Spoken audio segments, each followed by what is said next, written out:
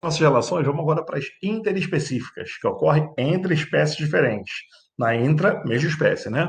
Aqui nós temos, por exemplo, o mutualismo, primeira das relações.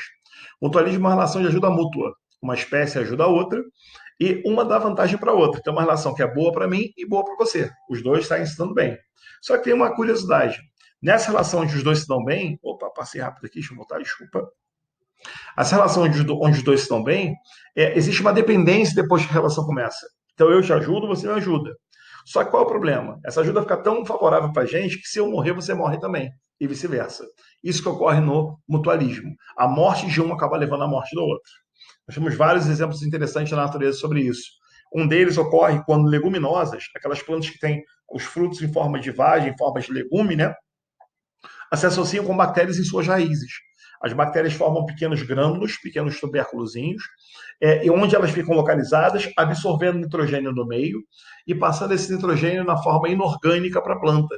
Então, absorve nitrogênio, passa o nitrogênio para a planta. A planta usa essa molécula para a fabricação de matéria orgânica, via fotossíntese, né? Pela fotossíntese, fabrica outros compostos orgânicos também, e parte desses compostos ele dá para a bactéria. A bactéria dá nitrogênio, dá nutriente para a planta dá alimento para a bactéria. É uma relação boa para os dois. Com o tempo, com a morte da planta, a bactéria que está dentro do corpo dela acaba morrendo junto. E se essas bactérias morrerem, a leguminosa pode não ter nutrientes suficientes e acaba morrendo junto. Uma coisa interessante dessa relação leguminosa e risóbio, que é a bactéria que fica dentro desses caroços na raiz da planta, é que acaba também enriquecendo o solo do meio. A gente chama isso de adubo verde. A leguminosa acaba adubando o solo por causa dessa relação interessante que ela tem. Um outro exemplo muito importante de mutualismo ocorre com os ruminantes, onde o boizinho e a vaca são um excelente exemplo. O ruminante é um animal poligástrico, tem 4 estômagos. E no primeiro desses estômagos, é engraçado que está meio fora de ordem aqui em relação à colocação, mas é assim que aparece no boizinho mesmo. Ó. Quando ele engole alguma coisa, a comida vai para o primeiro estômago dele. O primeiro estômago chama-se rumen, tá vendo? Tem uma seta verde aqui, não sei se está pequeno para você ver, e o alimento vai direto para o rumen. O rumen é onde tem bactérias que digerem para ele o principal carboidrato presente no principal alimento do boizinho. Qual é o principal alimento do boi? É folha. Então, quando ele come folha, tem muita celulose. A celulose é formada por várias glicoses. Só que para quebrar a celulose é necessário uma enzima chamada de celulase, que os animais não conseguem produzir. O ruminante, no primeiro estômago, no rumen, tem muitas bactérias que digerem essa celulose e com a celulose digerida ele tem alimento disponível para ele. Então é uma associação mutualística. O ruminante dá alimento para as bactérias, proteção, água, temperatura ideal, sais. A bactéria digere o alimento do ruminante. É bom para os dois. Está aí, mutualismo. Se a bactéria morrer, o boi morre de fome. Se o boi morrer, a bactéria morre, morre porque não tem alimento mais disponível. Não vai ter mais aquela proteção. Então, um ajuda o outro, numa relação de ajuda mútua, só que um depende do outro para sobreviver. Legal? Mutualismo, primeira das relações interespecíficas.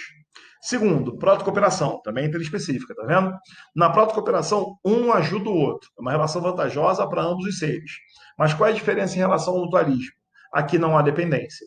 Então, um ser, eu ajudo você, você me ajuda. Mas se eu morrer, você não só não morre, como pode fazer relação com outros seres. Entendeu? Isso ocorre, por exemplo, quando um jacaré grandão bonitão como esse aqui acaba abrindo sua bocarra depois de se alimentar e pousa na boca do jacaré esse passarinho, chamado de pássaro palito.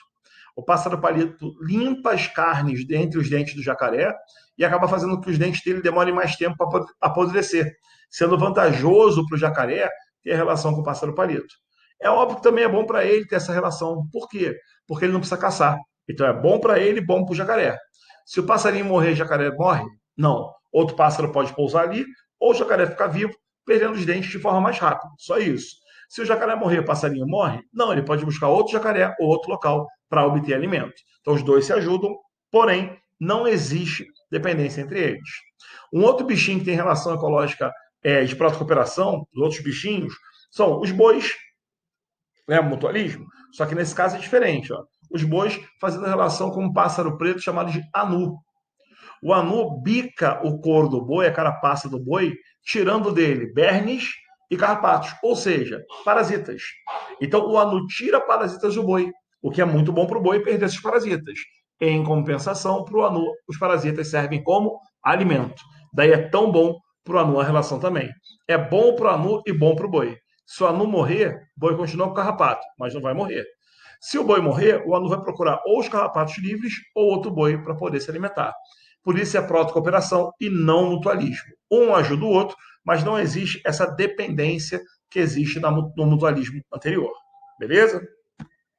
Terceira relação interespecífica, comensalismo. No comensalismo, um ser se aproveita de recursos que o outro não quer mais. Então, deixou o recurso do meio, não quero mais, tá disponível, você não vai usar, eu pego para mim e utilizo, certo? Então, você vai estar comendo alguma coisa, você não quer mais aquilo, vem alguém e come o que você não quer mais, um bom exemplo de comensalismo. Uma população se aproveita de um recurso que a outra não vai utilizar mais. Tudo bem? Nós temos alguns tipos importantes de comensalismo. E aqui eu botei um exemplo bem importante de falar, que é o peixe-palhaço e a anêmona do mar. Por que você colocou aqui, Rangel? Porque esse era um exemplo muito clássico de comensalismo em tempos atrás. O peixe-palhaço, ele mora dentro da anêmona do mar. E ao morar na anêmona do mar, ele acaba deixando ele acaba se protegendo de predadores no meio dos tentáculos da anêmona. Esses tentáculos têm células que liberam toxina. Então a anêmona acaba queimando o predador do peixe-palhaço. Ou seja, o peixe-palhaço se protege no interior da anêmona e não tira nenhuma vantagem da anêmona. Por isso, essa relação seria comensalismo. Só que hoje, isso aqui mudou de nome. O comensalismo de verdade está mais ligado ao segundo exemplo aqui. Ó. O exemplo que envolve, por exemplo, o besouro, um besourinho, com o boi. Rangel, boi? Essa bola aqui é um boi? Não, isso aqui é uma bola de cocô de boi. Esse besouro ele tem um nome curioso, um nome popular curioso, ele é chamado de besouro rola-bosta.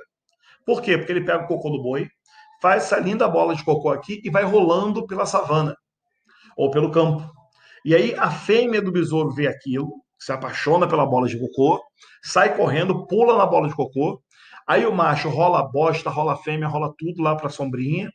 Macho e fêmea fazem saliência, botam os ovinhos nessa bola de cocô. Os ovos eclodem, viram larvas, e as larvas se alimentam do manjar de fezes do boizinho. As larvas acabam sofrendo metamorfose e viram besouros adultos. A relação é ótima para o besouro, porque o besouro tem alimento a partir do cocô do boi. Agora, e para o boi? É bom? Não. É ruim? Também não. É indiferente.